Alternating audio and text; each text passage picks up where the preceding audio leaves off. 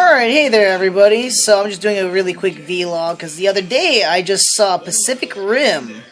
And just real quick, yeah, that's my brother in the background. He's playing Project Cross Zone, right bro? Mm-hmm. Yep, he's just playing that. So yeah, anyway, so I saw Pacific Rim. Fantastic movie. It's pretty much Guillermo del Toro's love child slash take on mech anime slash monster movie slash kaiju movies, you know, from Japan. And I mean, the first thing that struck out for me a lot was that it really did feel anime-ish. It had a lot of that anime spirit, the anime vibe, the anime pacing.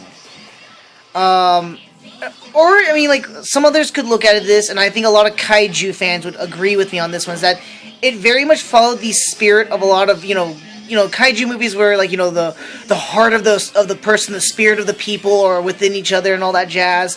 It very follows to the beat and rhythm, the theme of Pacific Rim. So, you know, one of the big things I loved about it, you know, it's giant robots with monsters. Oh my god, I think the cinematic visuals is just amazing. I think the one thing that made me just nearly, you know, tear up just seeing this on the live stream was the engineering bay. It was just fantastic, phenomenal, just amazing. And I have a love-hate for Del Toro. I love him for bringing that onto the screen and presenting it in such a way.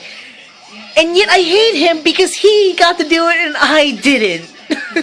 Who knows, maybe I'll get some chance in the future. I doubt it, but, you know, I can always dream, right? The monster slash robot fights, you know, the Jaegers versus the kaiju are fantastic and amazing. My only bitch point about this movie was that in some sequences during the fighting, there's so much going on in the scene, so much, you know, CGI debris and smoke and lighting and all that jazz, that it's sometimes hard to keep up what's going on in the actual fight. You lose what's going on. You couldn't tell whether you're looking at the kaiju or you're looking at the Jaeger. You just, what's going on? And then it kind of slows down, and then you're like, okay, now I can see what's going on. I can visually get an idea of what's happening. The acting was great. I wouldn't say cheesy, because it to an extent, I can see how people would say it's cheesy, but it was to the spirit of a kaiju movie. You watch a Godzilla movie, then you would feel right at home, in a sense, with these characters.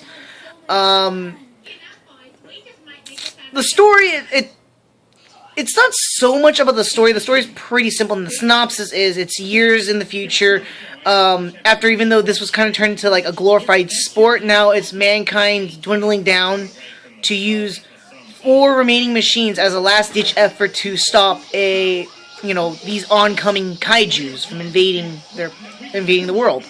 That's pretty much a synopsis, not really spoiling anything. You can look it up and that's pretty much it. But it wasn't so much what makes the movie's not strong because of the story. It is strong by the visuals, it is strong because of the characters. And you are really drawn into the characters. I'm actually very appreciative, and where I say it's very following to mech anime, where it draws into the characters. It gives every character proper screen time.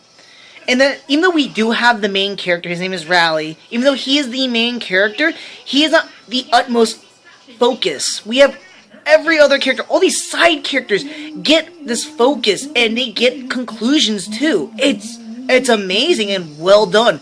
Great writing. Del Toro has the fantastic view.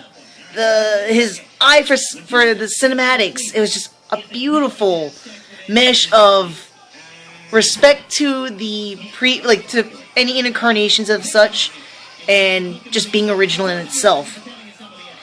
I can almost safely say too, this felt like a very condensed version of an anime, because if you had expanded it, it could be like, you know, this happened, it was an episode, then this happened, this was an episode. It felt kind of like that.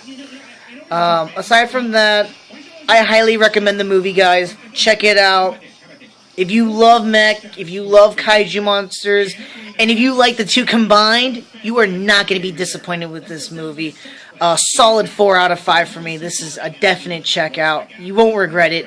I saw this in IMAX 3D. I don't recommend the 3D part because, you know, I don't really notice much of the 3D. But if you can see it in IMAX without the 3D, I recommend it. I love IMAX, so that's something I will always support. 3D I will not really support, but my friend really wanted to see in 3D, so I oblige. I mean, come on. It's the only thing in IMAX, and we went for it, so I'm not too miffed about it. So yeah, that's my quick little review about it, and I hope you guys enjoy it. And see you guys around for the next vlog. Take care.